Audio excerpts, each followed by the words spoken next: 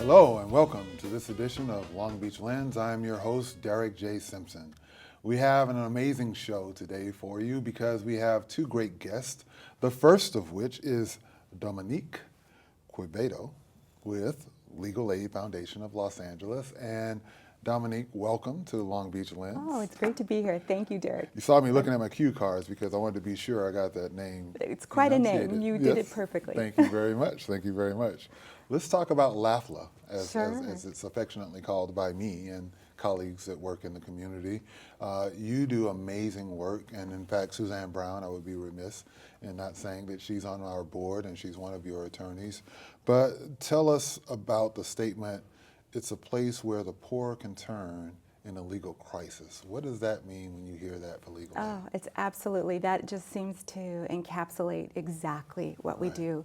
We serve Los Angeles County, and we have an office right here in Long Beach. We have a very vibrant office where we serve victims of domestic violence, victims who are in crisis, victims who often have nowhere else to turn in order to get solid, good, reputable legal help in times of crisis.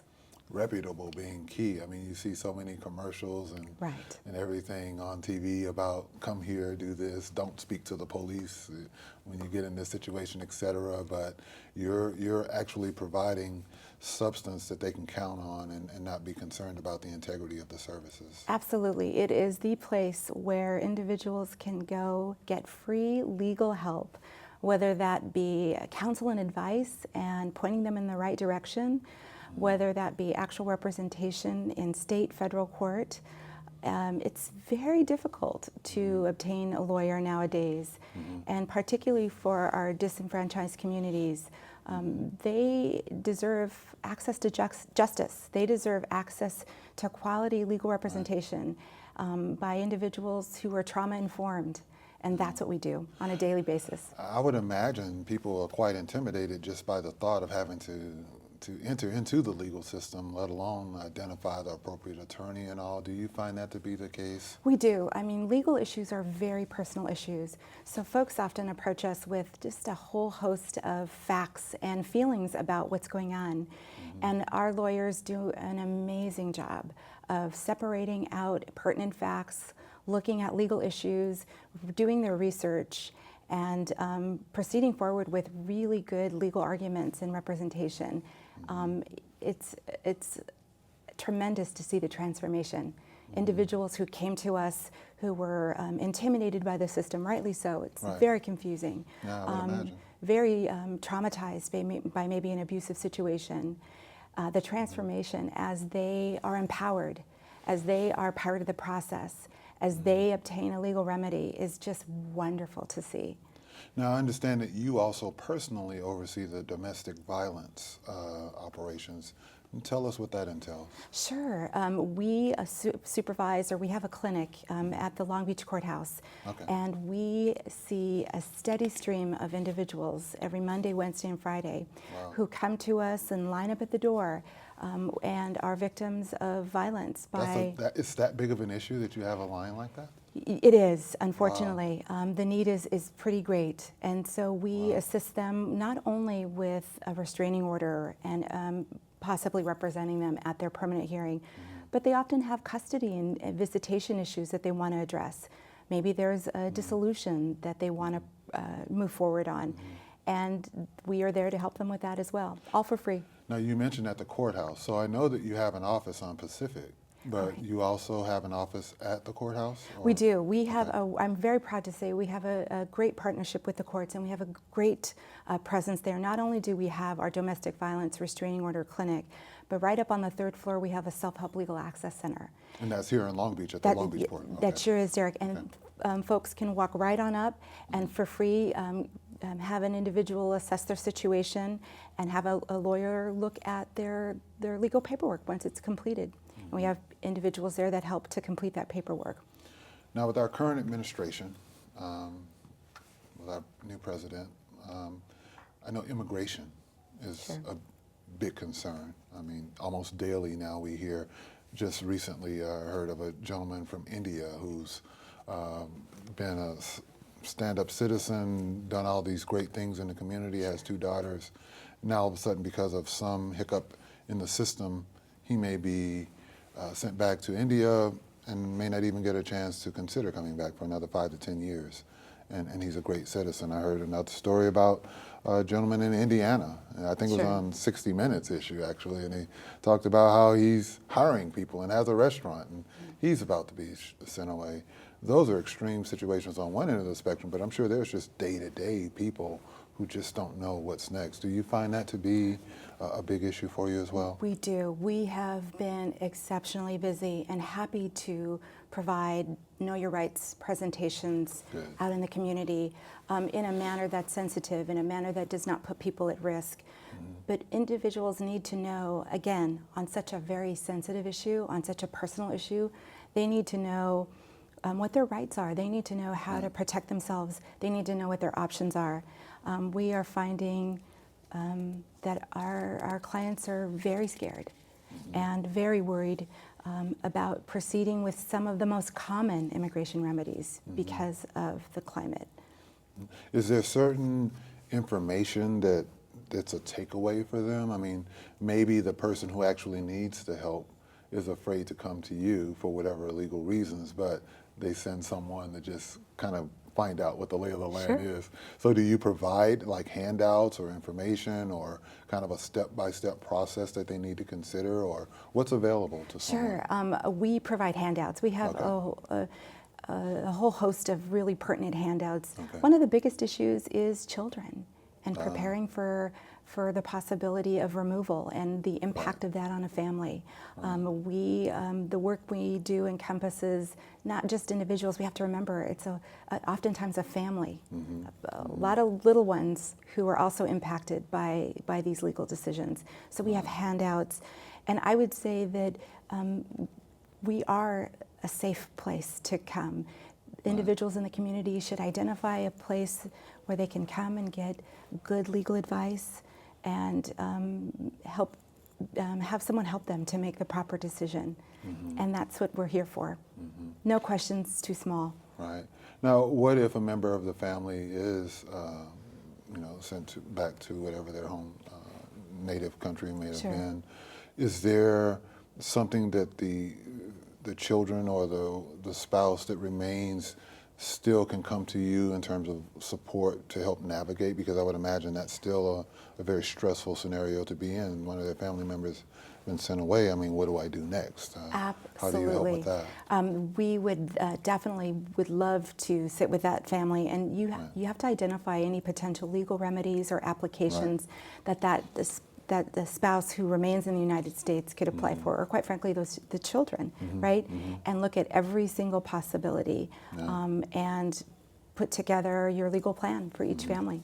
Now, I know that the president's budget cuts out CSBG, which is Community Service Block Grant funding for us, but I know it also impacts legal aid, given that budget were to have been approved. What concerns do you have, and how do you see yourself going forward with those concerns in mind from a budgetary perspective? Sure. We are very, very vigilant with the work we do, and we are just strategizing and examining very carefully and making sure that the work we do just carries the most impact. Families come to us. We have over 1,000 individuals that access our domestic violence restraining order clinic alone. And we have... Wait, 1,000 annually? Yes, sir. Oh my gosh. And so that just gives you a small indication of the need. We have a medical legal partnership right up the street on Pine Avenue where we partner with the medical community and help provide legal services that would just lessen the stressors on their lives such that they can become healthier individuals. We see an average of 250 individuals at that clinic. We represent 38 to 42% of the individuals that access our medical legal partnership. We take those on for representation. Wow. So these are folks that would probably not have a lawyer, would not have those services, were legal aid not in the community. On an annual basis overall, with these numbers that you're sharing, What would you say your client caseload is on an annual basis at the Long Beach office? Oh, I'll tell you, I am, we're busy over there, and my staff would say that I am just handing them cases left and right. Okay. But we have a very robust caseload. Okay. We serve No folks by way of counsel and advice, and the lawyers carry cases all the way to court, and quite a few of them. Gotcha. Yeah.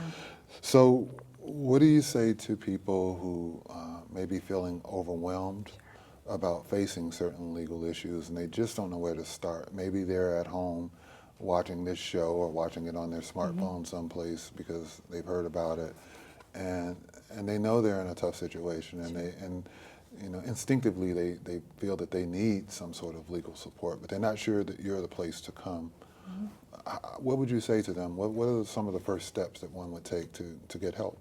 Well, I would say there is no harm in just going and accessing free legal help.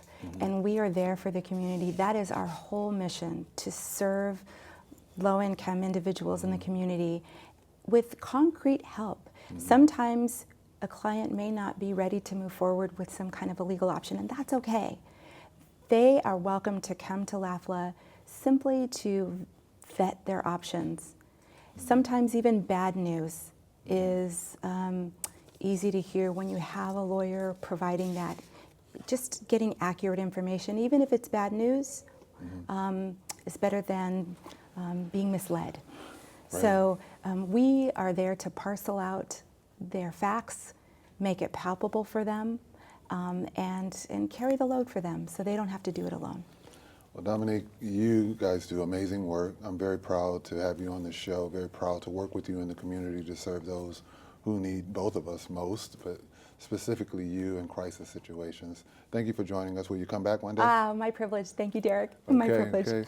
We're going to take a quick break, and when we come back, we'll have another great guest here on Long Beach Lens.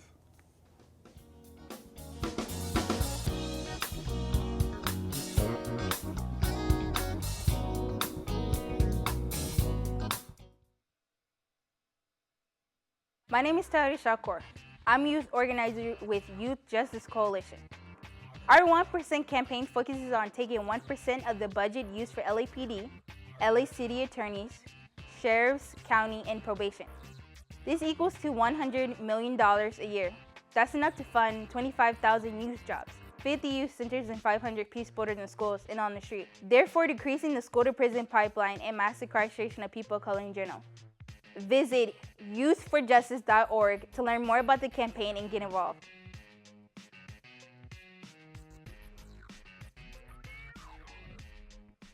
Hi, my name is C.T. Turney. I'm an attorney with the New Way of Life Reentry Project. We're part of several organizations in Long Beach who provide workshops, legal clinics, and support through the process of reclassifying your felony conviction. Prop 47 takes a number of low-level, nonviolent crimes like simple drug possession and petty theft and reduces them from a felony to a misdemeanor. This can open doors for you to apply for jobs, housing, and college loans. People call our courts the criminal justice system, but justice should not mean lifelong punishments for minor offenses. Justice should make people and communities whole while treating the underlying causes of crime and violence. Prop 47 is a major step towards this smart justice. It reduces the lifelong stigma of these convictions, and it pushes back on the disproportionate prosecution of people of color for minor offenses. Visit our website and find out where the next opportunity is happening. And the window of time to apply for Prop 47 has been extended for another 5 years. So, change your record and then share this information with someone you know who can benefit from Prop 47.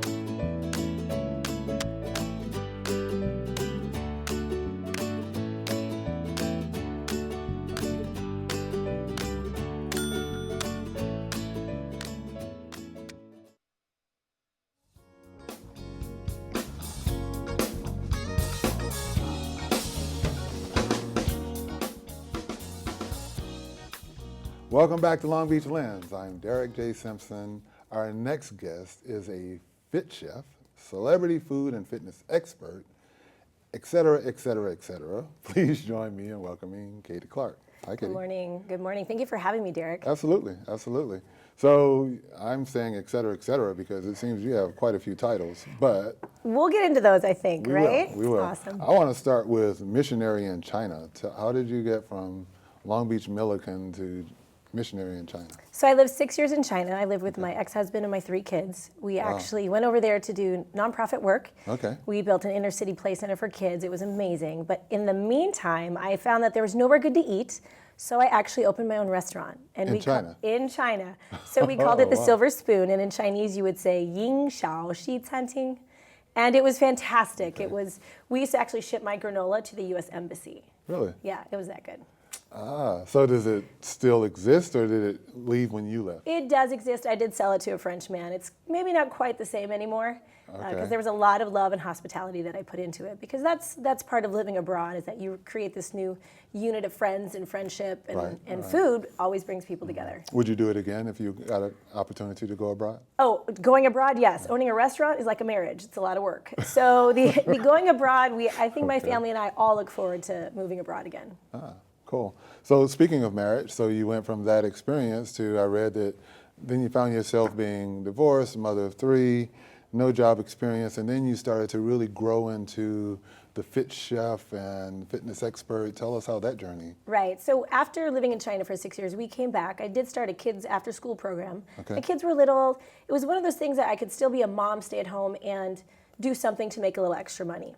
And then after that, I did go on the Food Network show. I was on season 7 of the next Food Network Star. And during that time is when I got divorced. And so Okay. after I got off the show, I was, they sequester you, and I was living in a hotel room, and I thought, well, who am I, and what am I going to do now? I've never worked for a real company, and when you apply for jobs, they kind of look at housewife mom and someone who lived in China as, well, who is this? Right. So I created my own brand, and I realized I love food. I love fitness. And so I created Fit Chef Katy. So, as you may know, we serve families in poverty, low income. If there's a young lady, or a young man for that matter, out there now that finds himself in a similar situation, they don't have much of a resume, right? They have something in their heart or in their mind that they really feel, given the opportunity, they could do something with it. What advice would you have to them watching right now? So I would tell them to tell everybody what your dream is, because nobody's going to know unless you talk about it. And there's going to be those people who say, oh, I know somebody. Hey, let me get you in contact. And just persevere. Just never give up, and let people know. And put it on Facebook. Ask people to help you. I mean, there's a lot of great opportunities as well for building your resume, writing it correctly. Right. And also make sure your interview skills are on point. Let your energy and your vivaciousness, and learn how to sell yourself in that. Right. So when the time comes and you are face to face with someone who can give you that opportunity, you are ready. Yeah, and I know you talk about brand, and I've often mentioned to youth that I speak to that you are the brand, just like any other tagline that you hear for any Fortune 500 company. Right. What do people think about when they hear your name? So when they hear your name, Fit Chef Katy, which I hear you're transitioning, what is Fit Chef Katy bringing to the table? So what I loved about Fit Chef Katy, and again, I am transitioning from her, and she will always be a part of me, is the idea that I love food and I love fitness. But there's got to be a smart blending of the two. Gotcha. There's lots of people who love food, and sadly, their fitness is on the wayside. And I think when it comes down to it, I've learned that healthy always loves you back. So with that, I've really come to see that when I choose foods, I want to choose healthy. Now, okay, it's the 80-20 rule. I don't always choose healthy. When there's great truffle fries in front of me, I will eat them. Okay. But all the time, if I'm choosing healthy for myself, I'm valuing myself. And in fitness, I'm taking all that extra time to work out, make right choices. So those two have to really come together and work together. Otherwise, it's that person at the gym who never seems to lose their belly, even though they're there every day. Right? It's that person. It's like there's got to be I this. think I know that guy. This symbiotic relationship between food and fitness. Right. But it sounds so easy when you're saying it, but it's quite the struggle for some people. I mean, I say I know that guy because I am that guy. I mean, I just worked out last night, an hour, but Right. cardio was minimal, but the weights were intense. So Good. how does one go about finding the right routine for themselves, in terms of the balance of eating properly and working out. I hear, well, walk, don't run, because you get just as much cardio there. Right. What do you say to people who are getting inundated with all this information, but sorting through it to find out what's right for them? Right. Well, I think there's a couple things. Number one, first you have to be consistent. Okay. So if I always tell people, just imagine working out 7 days, I say 7 out of 7 days a week, because you know that's not really going to happen. No. So if you say, well, I'm going to work out 3 days this week, that's not really going to happen either, and it's going to be 2 or 1. So go for the bigger goal so that you can hit about 4 or 5 days a week. But really, there's so many great people on social media right now. Find one that inspires you. So you want to find somebody who's going to educate you and motivate you. Those two things are critical in looking up to someone and learning and moving forward. And the learning and moving forward part is where you start to see the incremental progress. Right. That sort of inspires you to say, wow, Right. if I've done a quarter of an inch, I could do half an inch and just keep moving. Exactly. So here's my thing. There's 2 points here, and Okay. excuse my language here, but you've got to come to your piss point. Okay. That you're done. You're tired of being overweight. You're tired of not feeling healthy. You're just tired of having that full gut belly. And so you're ready to make that change. And then with that is going to be that change. So Sick and tired of being sick and tired. yeah, sick and tired, because healthy always loves you back. So, Right. and your health has everything to do with everything you do. Yes. So when you put it on the back burner and then all of a sudden it flares up and overflows, you realize, the ramifications are much more work. So we really need to forward think our health goals and just say, if I stay healthy, life will be easier, better, and more happy and fulfilling for me. Now, we're saying a lot about health, but I know that you were identified as Shape Magazine's America's 50 Hottest Trainers. How did that come about? Well, it's funny, the idea of hot. I just like thinking that I'm fit. It's something that you apply for, and I got chosen for it. I think one of the things that I really do love, and I'm going to throw this out there as a great fitness tip, is that weight training is huge. And I'm glad that you were doing it last night. Because when we build muscle mass, I mean, most women especially, and I focus and cater towards women, they get nervous about getting big and bulky. And I don't think I'm big and bulky. I like to think that I'm cut and curvy. So when we build muscle mass, we also increase our metabolism, which makes calorie burn even better. So those are good little small tips that we can take to the gym with us. So I'm going to start using that term. I'm cut and curvy. I don't have a big Work stomach. it. Yeah. And I think maybe that's having fun with it, I must imagine, is important too, right? Right. I mean, to not just stress about it, but to just embrace where you are and just move from that place to, as you said, what your goals might be. Right. We're not all on The Biggest Loser. This whole idea of, I'm going to look great in 3 weeks. No, that's not going to happen. And give yourself good timelines. I always say in 4 weeks, you're going to notice a difference. In 8 weeks, other people are going to notice a difference. And in 12 weeks, the world is going to notice a difference. And we all know in retrospect, 3 months goes by fast. Right, it does. Yet when we're looking forward, it seems daunting. 3 months of exercise and fitness. Remind yourself that being fit, healthy, exercise is a privilege. There are many people who are sick that can't do it, many people who can't afford it. And there's really so many opportunities. And Long Beach, great city to be healthy and fit in. I mean, we've got great parks and our bike systems. So there's really no excuses. Yeah, I mean, having gone through cancer 3 years ago, it's a humbling experience to go from, playing competitive basketball against guys half your age to standing there and not knowing if you're going to make it through the next day. And we shouldn't take it for granted. Right. And I think what you just said is so important when you reflect on it, that if you just break it down into smaller pieces, that you can have quick victories, and those add up to bigger ones. That makes sense. What were the greatest challenges? I mean, you have so much positive energy and you've accomplished so many things through adversity at times. What were some of the greatest challenges that you've overcome, and what do you think got you through them? So one of my greatest challenges is asking for help. It is very difficult. That would be one of mine. And people want to help. And I've learned as a single mom, I can't do it all. Right. And I have to ask for help. And I've had great people come back into my life. I've had people that I barely know offer to help. And you just kind of, swallow it and say, please, I will take your help. So that's the number one thing I would tell people. And then also when you're raising children, raise responsible children. Get them to do the housework, the laundry, the chores, the making dinner. I mean, I can come home to a fully made meal. It might not be perfect, but it's made. Right. And my kids do so many things that make it much easier on my life as a single mom. Now, you do all of this and you find time in between being fitness and being mom to being a matchmaker. How did that transition? How did that happen? That's the fun transitional story. Right. So during all the stress of creating my own brand and my own business and raising kids, I've always enjoyed dating. I like people. Right. And I found that dating was kind of my time out from real life. Okay. And I found that when I'd go on dates, guys would say, "You're a lot of fun. You're not. You're like nobody else I've ever dated." Okay. And I don't date other women, so I would just pry a little bit and say, "Well, tell me more. Like, what are you dating and what do they act like?" And and again, I don't check out their pages on Bumbles and Match, so I was not aware of the other kind of people that they're dating. And in that, I started going on dates for matchmakers. And people would say, "Oh, is that sketchy?" But it wasn't actually. It was a great way to know that the person's been vetted out. There's a lot of accountability because you're going on the date. The next day you have to check back in. You have to talk about how their behavior was. And then they talk about your behavior, and everybody talks about it. And I actually like that. Sounds like therapy. Yeah, but at the same time, you're learning how to be a better date. You're learning, maybe this guy said he didn't like this about you, but he loved what you wore. And so you're actually getting feedback from a professional. So it was a win-win situation. And in that, I started realizing after 6 years of being single, I know great singles. So when people say, "Oh, there's no good guys anymore," I know there are good guys. I know at least one. Hey, now, see? And now I know you too. And Angel says there's two, so there you go. We got a couple in this room, actually. And there's so many singles out there. So my thought as a networker is I'm a relationship recruiter. I'm recruiting people just like a job recruiter, and I like to think it like this, a realtor. Let's say you're single. We're going to hold that thought because I know that you're going to come back on another show. We are. And we're going to talk in depth about this, but we're out of time on this show. But that's all right. We got much more to talk about. We do.